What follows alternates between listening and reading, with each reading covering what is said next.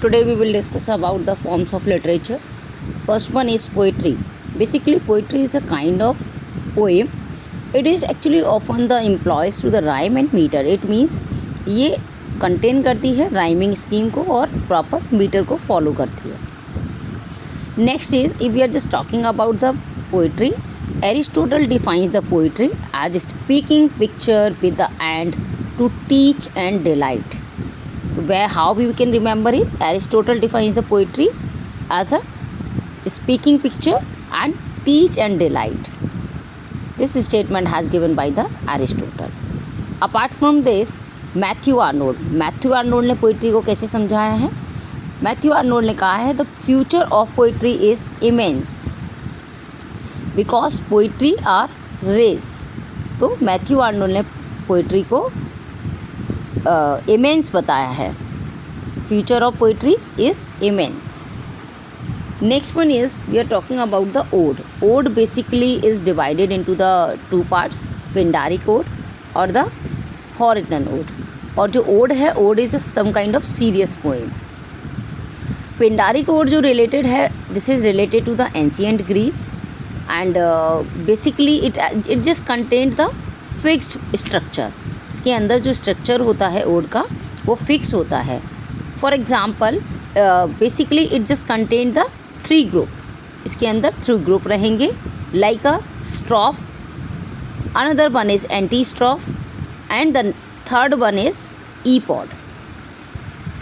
Next one is Horatan ode. जो Horatan ode है that is related to the Horace.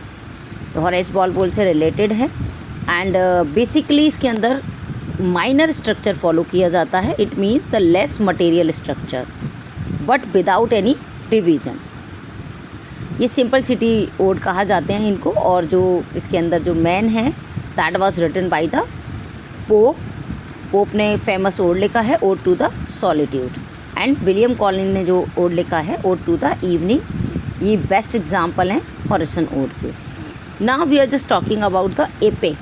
Epic as we all are aware that is a long narrative poem basically.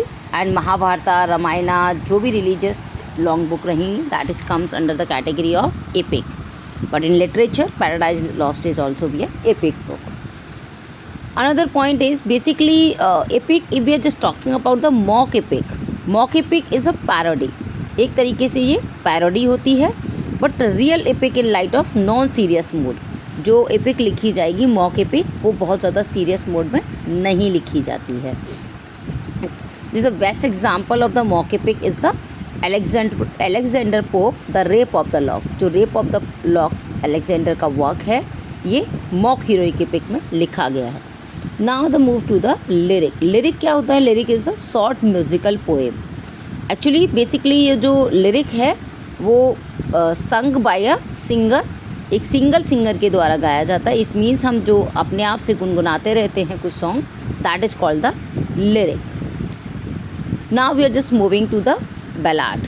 Ballad is tale. एक तरीके से ये short story होती है जो song के फॉर्म में गाई जाती है. तो ballad is a tale in the form of song. ये सॉन्ग के फॉर्म में गाई जाती है. जैसे हमने देखा होगा ट्रेन में छोटे छोटे बच्चे जो गाना गा के स्टोरी फॉर्म में सुनाते हैं that is called the ballad. और जो बैलाड है ये ballad are the written in the form of line stanza. ये proper line stanza and 4 quatrain मतलब क्वार्टरेन को फॉलो करता है जिसके अंदर आयम्बिक मीटर भी होता है. जो if we are just talking about the some important ballad तो एस.टी. कॉलरिज का फेमस वर्क है the rime of ancient mariner. This is also written in ballad. John Keats का जो वर्क है la ballad dame sent Marcy. This is also written in ballad. Tennyson का जो work है the lady of Shalott. This is also written in ballad form. तो these are the some important writer. So just remember it. Now we are just moving to the satire. Satire is just kind of व्यंग. किसी के ऊपर आप comment करते हैं interesting way में that is called the satire. So basically satire it is a form of ridiculous individual to expose the criticise people. Another point is तो satire क्या है? किसी पे कमेंट करना या व्यंग करना that is called the satire. And we can just use it in prose, poetry, dramas, So many places they just use a satire. Now some satirist work has done by the famous author. If we are just talking about the John Galsworthy has written the very famous work, that is the Silver Box. So Silver Box एक satirical work है John Galsworthy का.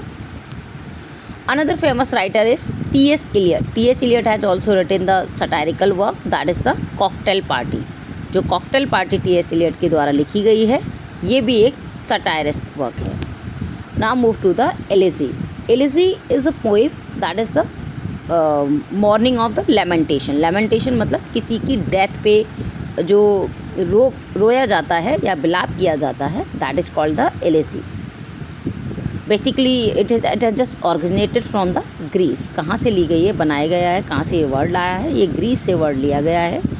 Basically जो elegy होती है, elegy is has been the mixture of the lament and the melancholy reflection. जो हम दुख को प्रकट करते हैं किसी की डेथ पे, that is called the elegy. And what is the difference between the pastoral elegy? Pastoral elegy is related to the shepherd. जो गांव के गडरिया लोग होते हैं, उनकी डेथ पे या वो लोग विलाप करते हैं, उसको हम पेस्टल एलिजी बोलते हैं. If we are just talking about the famous elegy that was written by the Edmund Spencer, उन्होंने एक famous elegy लिखी थी, that is the Astrophel. So many writer has done written the elegy. And if we are just talking about the second elegy written by the famous author Milton. Milton has also written the pastoral elegy, that is the Lycidas. Or this particular elegy is written in the 1637 on the death of his friend King Edward. And third pastoral elegy, Shelley has also written the famous elegy, that is the Adonis. Adonis also be a pastoral elegy, and it was written in 1821, and it was written on the death of Keats. Fourth pastoral elegy by the famous writer, that is the Matthew Arnold. Matthew Arnold also written the Thyrsis, that was written in 1867, and it was written on the death of his Hughes Club. Now we are just moving to the Memoriam is also be a elegy but not a pastoral elegy, that was written by the Tennyson. And Rugby Chapel is only elegy, not a pastoral elegy, that was written by the Matthew Arnold. Thomas Gray is also written the elegy written in Country Churchyard. This is only elegy, not a pastoral elegy. And now we are just moving to the dramas. Dramas, as we all are aware about it, dramas will contain the climax, growth, resolution, exposition, denouncement.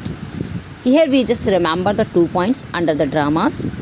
Denouncement means it's a comedy actually.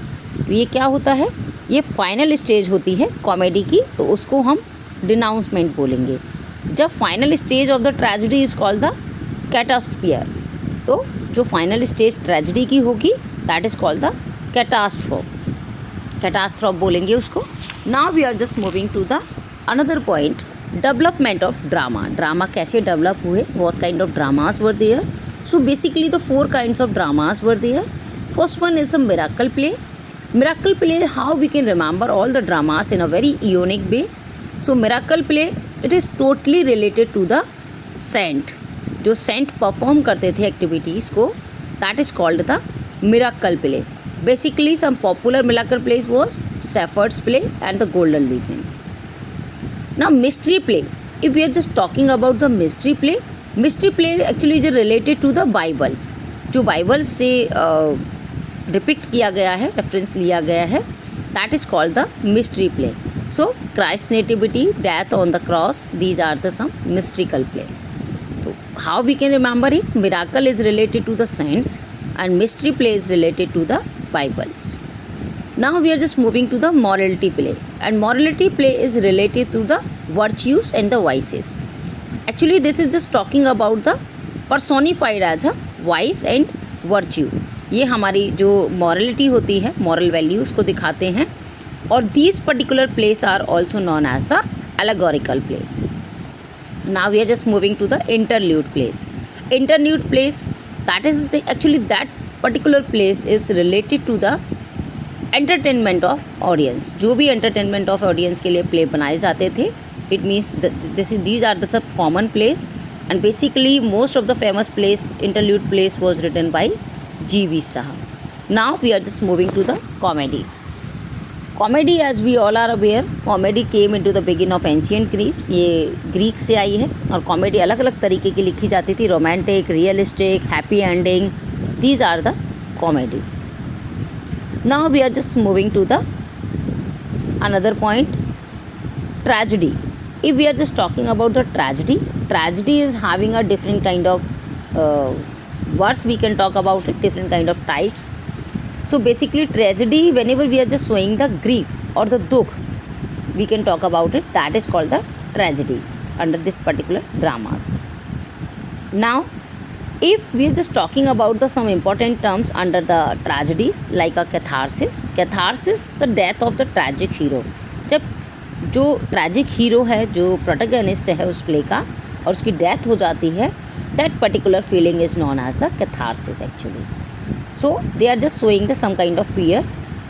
Now hamartia. Hamartia is talking about the, it is a tragic flow or the fatal flow.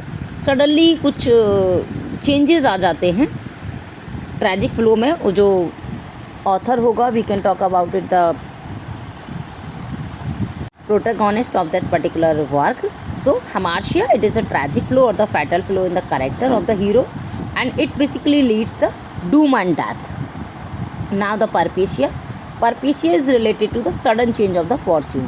जैसे hero की life कभी कभी बहुत अच्छी चल रही है, suddenly उसकी लाइफ में चेंज आ जाएगा, तो that is called the sudden change is related to the perpetua.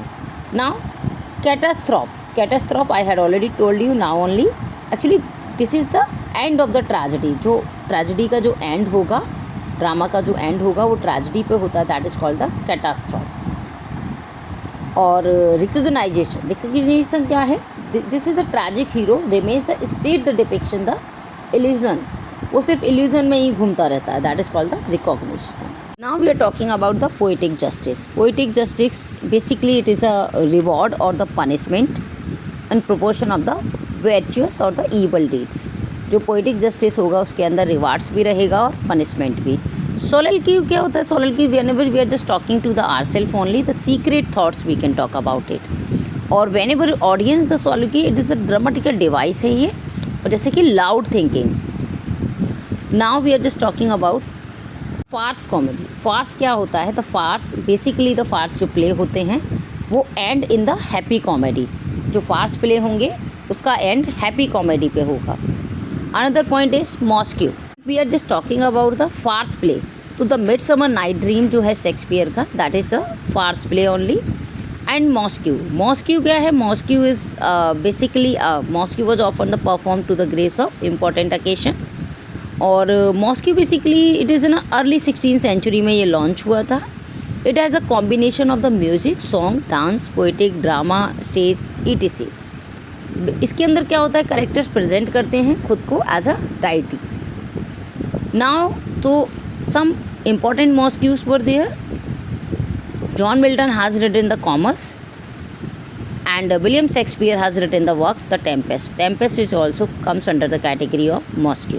अब ड्रामेटिक मोनोलॉग. ड्रामेटिक मोनोलॉग क्या होता है? Dramatic monologue is the just express the thoughts and feelings of the poet but some imaginary character. वो खुद से ही एक imaginary character create कर लेते हैं, that is called the monologue. Mono means one, खुद से ही. तो सम ड्रामेटिक मोनोलॉग वर्क है that was written by the Alfred Lord Tennyson. Tennyson ने मोनोलॉग वर्क लिखे हैं, dramatic monologue work, that is the Ulysses, Tithonus and the Maud. All the three works that was written under the dramatic monologue. और the father of dramatic monologue is known as the Robert Browning. Robert browning ने बहुत सारे जो work हैं उनके वो dramatic monologue में ही लिखे गए हैं. तो Tennyson has written the Ulysses, Tithonus and the Maud in dramatic monologue. Problem play क्या होते हैं? Problem play, father of the problem play is known as the Henrik आइसबी. बेसिकली क्या होता है? प्रॉब्लम विद इन द प्रॉब्लम. जैसे कि आपके जो भी प्ले होंगे वो प्ले के अंदर से और भी प्रॉब्लम क्रिएट होती जाएंगी, क्रिएट प्रॉब्लम के अंदर प्रॉब्लम. तो problem play is also called the drama of social realism, और इसी वजह से इनको ड्रामा भी बोलते हैं. Now problem play, some problem important plays was John Galsworthy has written Justice, Loyalty, Silver Box. These are the all important play of problem play. A Measure and Measure will also be a problem play that was written by the Shakespeare. Now we are just talking about the biography. Biography क्या होती है? Biography जब हम किसी और की जीवनी के ऊपर लिखते हैं, that is called the biography. Now we are just moving to the autobiography. Autobiography whenever we are writing particular जीवन के बारे में, हम किसी और के जीवन के बारे की जगह अपने जीवन के बारे में लिखेंगे, that is called the autobiography. Memories क्या होता है? मेमोरीज कई बार पूछा गया है. मेमोरीज हम किसी भी इवेंट को जो हमने देखा है, किसी भी इवेंट को हम याद करके किसी की मेमोरी में रिकलेक्ट्स द इवेंट्स, उसको हम लिखते हैं तो वो मेमोयर हो जाता है. Now we are just talking about it. Another fact, जो नॉवेल्स हैं वो कई प्रकार से डिवाइड किए गए हैं. जैसे Gothic novel is related to the horror novel. Epistolary novel is related to the some kind of thoughts in the medium of letters. हम लेटर के माध्यम से अपने थॉट्स को दिखाते हैं, that is called the epistolary novel. Picaresque novel, whenever we are just wandering from place to place, हम लोग घूम घूम के जिस चीज़ों की जानकारी लेते हैं, कैरेक्टर्स के बारे में देखते हैं, that is called the picaresque novel. Now the domestic novel. Domestic novel is related to the day to day life of a middle class family actually. Now the psychological novel. Psychological novel is also called the most modern novel, क्योंकि ये सबसे ज़्यादा चलते हैं.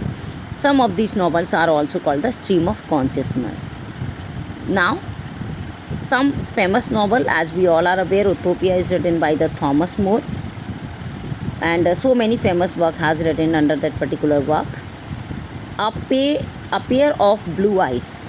This is the famous work which is written by Thomas Hardy. That's all for today, and the next